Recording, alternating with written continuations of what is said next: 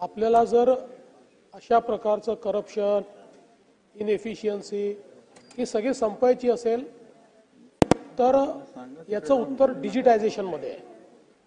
आणि म्हणून मी 2च दिवसापूर्वी या संदर्भातली एक बैठक घेतली आणि या उपनिबंधक कार्यालय जेवढे आहेत त्या सगळ्यांना आणि सहकार सचिव आणि सहकार आपले आयुक्त यांना सांगितलेलं आहे की पुढच्या 3 ते 4 महिन्यामध्ये या सगळ्या सेवा एंड टू एंड डिजिटली त्यांनी दिल्या पाहिजे। कन्व्हेन्स करता कोणीही ऑफिसला जाणार नाही। कन्व्हेन्सची सगळी प्रक्रिया ही त्या ठिकाणी झाली पाहिजे। नोंदणीची प्रक्रिया त्या ठिकाणी झाली पाहिजे। सुनावणीची प्रक्रिया त्या ठिकाणी झाली पाहिजे। बोर्डाची प्रक्रिया झाली पाहिजे। या जेवढ्या प्रक्रिया या ठिकाणी कराव्या लागतात या सगळ्या प्रक्रिया आता ऑनलाईन करण्याच्या संदर्भातली आपण निर्देश दिलेले आहेत। आणि दुसरं टार्गेट त्यांना दिलं आहे की पहिल्या टप्प्यात ऑनलाईन आणि दुसऱ्या टप्प्यामध्ये आपण आता मेटा सोबत एक करार केलेला आहे।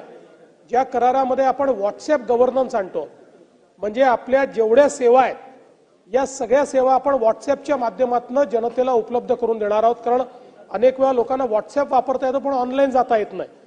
आणि त्या संदर्भात आपण आता व्हॉट्सॲपवर ही देखील सेवा देतो की एखाद्याला पैसे भरायचे असतील तर तो व्हॉट्सॲपवरनं भरू शकेल।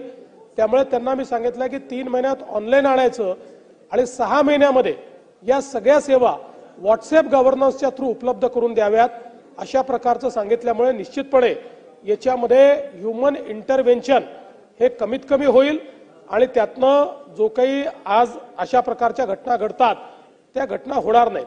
दुसरा याचा फायदा असा आहे की कोणी जर जाणीवपूर्वक अडवून ठेवलं तर आपल्याकडे डिजिटल फुटप्रिंट उपलब्ध असेल।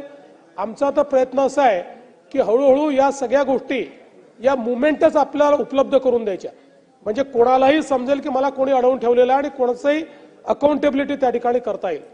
दुसरा जो विषय आपण सांगितला की मजूर संस्थांच्या संदर्भात किंवा सुशिक्षित बेरोजगार जरूर ते पडताळून पाहण्यात येईल। केवळ एकच आपल्याला गोष्ट सांगतो की आपल्या ज्या मजूर संस्था आहेत याचे अध्यक्ष हे मजूर असले पाहिजेत असं अपेक्षित आहे, पण ते मर्सिडीज गाड्यांमध्ये फिरतायत। त्याच्यामुळे त्याचाही कुठेतरी आपल्याला विचार करावा लागेल की मर्सिडीज गाड्यांमध्ये फिरणारे मजुरांचे अध्यक्ष आले कुठनं।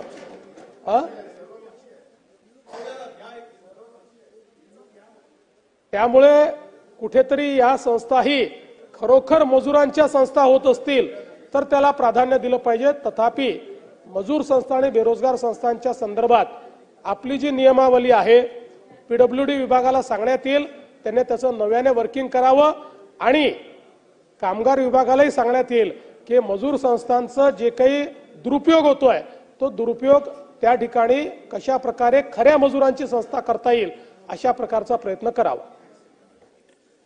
बाळासाहेब मंगळूरकर अध्यक्ष महोदय, त्यांचा होते ना, त्यांचा होते। प्रश्न क्रमांक 9 4777 वितरित केल्याप्रमाणे आज मी या सभागृहामध्ये अत्यंत